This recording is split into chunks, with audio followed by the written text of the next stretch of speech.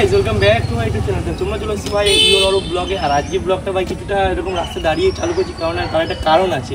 আর সেই কারণটা হচ্ছে তোমরা থাম্বনেল হয়তো টাইটেল থেকে তোমরা বুঝেই গেছো যে আমরা কী ভিডিও করতে চলেছি। আর আজকের ভিডিওটা ভাই যখন তোমরা জেনে গেছো তার বলে দেওয়াটা উচিত। তাও আমরা গাইস করতে চলেছি র্যাপিডোর ভিডিও, মানে আমাদের তোমার জিরো আর্নিং থাকবে আমার।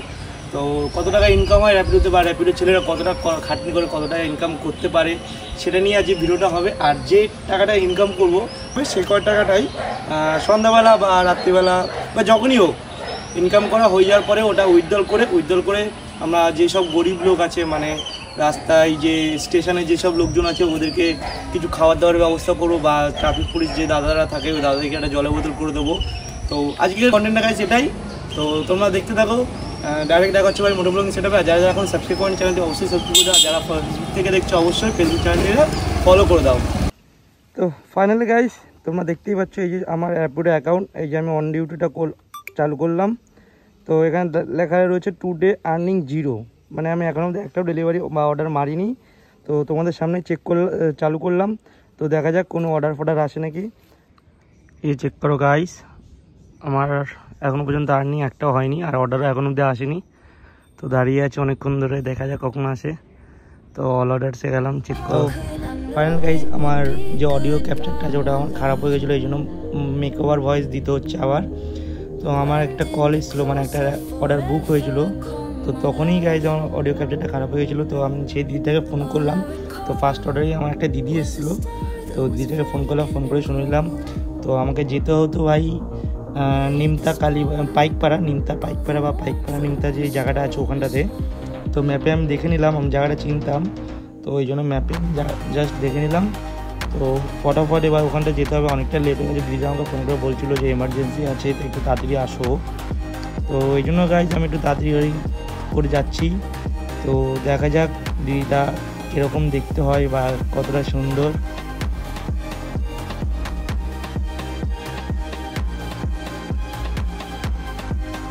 তো ফাইনাল গাইস আমি চলে এসেছিলাম, আর দিদিটার লোকেশনটা দিচ্ছিল, সেই লোকেশনেই দাঁড়িয়েছিল। ফার্স্ট রাইডেই এত সুন্দর একটা কিউট গার্ল এসছে। তো কিউট গার্লটা আমাকে বলছিল যে অ্যাড্রেসটাই যাবে, মানে ডাক্তার বাগান। তো ওটা হচ্ছে চিনতো, তাই জন্য আমি ম্যাপটা অফ করে দিয়েছিলাম।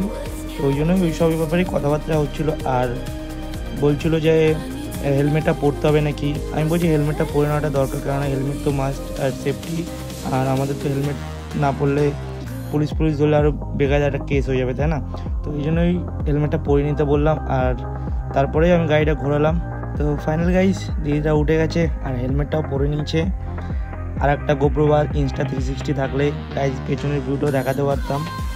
তো ওটা তো ছিল না, এই জন্য শুধু সামনের যে ভিউটা হয় ওটাই দেখাতে পারলাম। তো দিদিটাকে নিয়ে বেরিয়ে গিয়েছি, আর দিদিটাকে নিয়ে নিশ্চয়ই কোনো হাইপার রাইড করতে পারবো না, এই জন্য রিল্যাক্সে যাচ্ছিলাম আস্তে আস্তে। তো 10 মিনিটের রাস্তা ছিল, বেশি দূর ছিল না। তো ফাইনাল গাইজ দিদিটার ড্রপ লোকেশনে চলে এসেছি। তো এবার দিদিটা নামবে।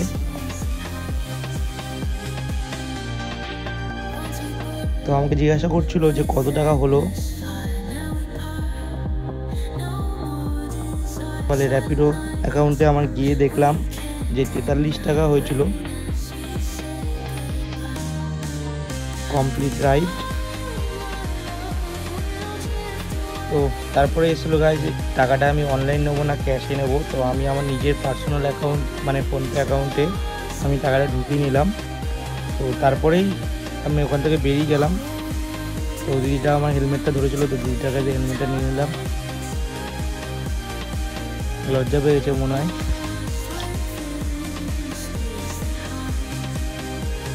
তো গাড়িটা ঘুরিয়ে গাইস রূপম গাড়িটা কল করতে হবে।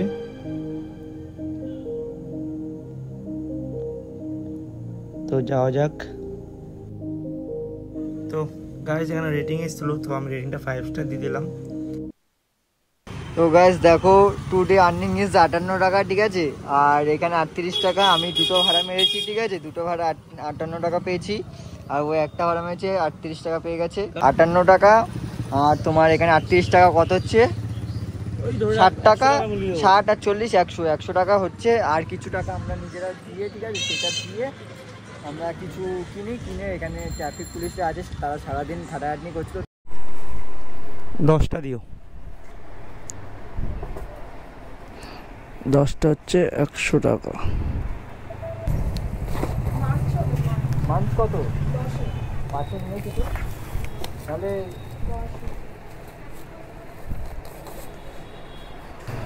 1 2 3 4 5 6 7 8 9 10। তো গাইস এটা অনেক কষ্টের কাজ, তো যারা করে তাদেরকে একটু স্যালুট জানাই আমি। অনেক কষ্ট হয় গাইস এইসব, এটা খুব সহজ কাজ তোমরা ভেবো না। আর যারা এইসব কাজ করে তাদেরকে আমি একদম স্যালুট জানাই, স্যালুট মানে হাজার হাজার স্যালুট, ঠিক আছে। আজকে আমি একটা অর্ডার করেই আমি বুঝতে পেরেছি কেউই তো নেই এখানে। এখন তো আমরা পুলিশ খুঁজতে পেরেছি। তো আমরা মাঝেরাটি পার করলাম, এখন অব্দি কোনো দাদাকে দেখলাম না যে ডিউটি করছে। ওই একটা দাদা রয়েছে, তো ওই দাদাটাকে দেওয়াই যায়। দাদা এটা তোমার জন্য, থ্যাংক ইউ, এত কষ্ট করছে ডিউটি। হ্যাঁ হ্যাঁ অবশ্যই। তো দাদাটাকে দিয়ে গাইস খুবই আনন্দ হলো, কেননা গায়ের মধ্যে আমার লোমগুলো কেমন খাড়া হয়ে গেল, মানে লোম যে দাঁড়িয়ে পড়ে না ওরকম টাইপের একটা ফিলিংস আসলো। তো লোককে অবশ্যই হেল্প করে, এরাও অনেক কষ্ট করে সারাদিন সমুদ্রে থাকে, ধুলো বালিতেও এরা ডিউটি করে, বৃষ্টি রোদ সব কিছুতেই বলতে গেলে ডিউটি করে। মানে এরা হচ্ছে না থাকলে গাইস রাস্তার অবস্থা যে কীরকম হতো সেটা আমাদের মতন লোকেদের থেকে তাছাড়া আর কেউ ভালো জানবে না। তো যতটা পারবে অবশ্যই লোকদের হেল্প করবো। আমরা মোড়াগাছাতে চলে এসেছি, দেখি এখানে কেউ কাজ করছে নাকি, অন্য সময় তো সবাই থাকে। তো দেখা যায় এখানে তো সিগন্যাল হয়ে গেছে, ওই জন্য এখন থাকছে না। এই তো যে দাদা, দাদা একটু শোনো, একটু শোনো, ওই দাদাটাকে দে দাদা, নিয়ে যাও তোমার জন্য। এটা হচ্ছে তোমার ক্যামেরা স্যার। হ্যাঁ হ্যাঁ